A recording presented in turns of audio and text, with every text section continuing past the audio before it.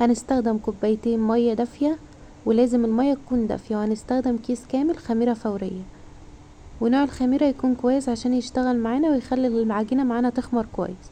بعد كده استخدمت 5 معالق كبار مليانين سكر، واستخدمت معلقتين زيت. الزيت يكون نوع نضيف وما يبقاش له ريحه عشان ما يغيرش طعم الاكل معانا.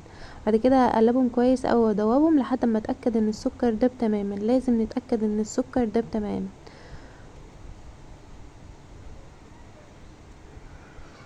خلاص كده اتاكدت ان السكر داب. هستخدم 3 كوبايات دقيق، هنزل عليهم بالتدريج. استخدمت كده كوبايتين دقيق بنفس الكوبايه اللي استخدمتها للميه، وهقلبهم كويس قوي. ودي الكوبايه التالتة للدقيق. بعد كده هقلبهم كويس قوي، ننزل بالتدريج عشان نشوفها محتاجه تاني او لا. لقيت العجينه تقلت معايا، فاستخدمت ربع كوبايه ميه، والميه تكون دافيه برضو زي ما استخدمناها في الاول، لان القوام بتاع الزلابيه بيبقى خفيف شويه مش تقيل زي ما انتوا شايفين كده. فاستخدمت ربع كوبايه ميه دافيه كمان لحد ما القوام معايا ظبط زي ما انتوا شايفين كده. القوام ده القوام اللي انا هبقى حابه استخدم بيه الزلابيه عشان خاطر تكون مظبوطه معايا، بس ده القوام المطلوب، مش خفيفه قوي ولا تقيله قوي. بعد كده هغطيها واسيبها تخمر لمده نص ساعه.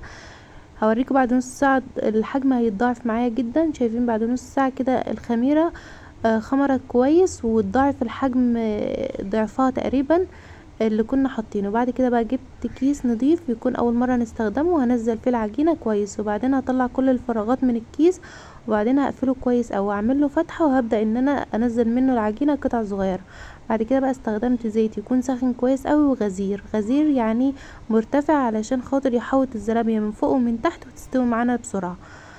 والزيت يكون سخن جدا عشان الزلابيه متقعدش كتير وتشرب زيت. بدأت بقى ان انا اشكلها بايدي كده قطع صغيره او قطع كبيره زي ما انتوا حابين، الحجم اللي انتوا حابينه استخدموه.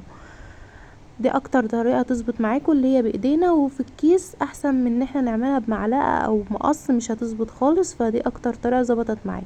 بعد كده بقى اسيبها لحد ما تاخد لون زي ما انتوا حابين تطلعوها، اللون اللي انتوا عاوزينه. انا يعني زودتها في السوا شويه، خليتها لونها احمر اكتر.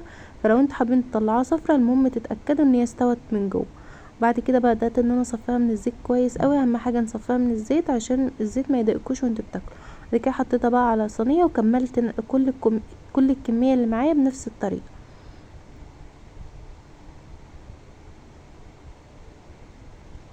ودي كل الكميه اللي طلعت معايا، وكنت مجهزه سكر بودره. اهم حاجه السكر يكون بودره طبعا. فبدات ان انا انشر على من فوق كده ومن كل الجناب واقلبها كويس، وكانت مقرمشه جدا جدا، وكانت مستويه من جوه، وكان طعمها حلو قوي. تقدروا تطلعوها باللون اللي انتوا حابينه، ممكن تطلعوها افتح من كده لو انتوا حابين. تقدروا كمان تزينوها بشوكولاته او اي شربات او سكر او اللي انتوا حابينه. انا بس استخدمت السكر.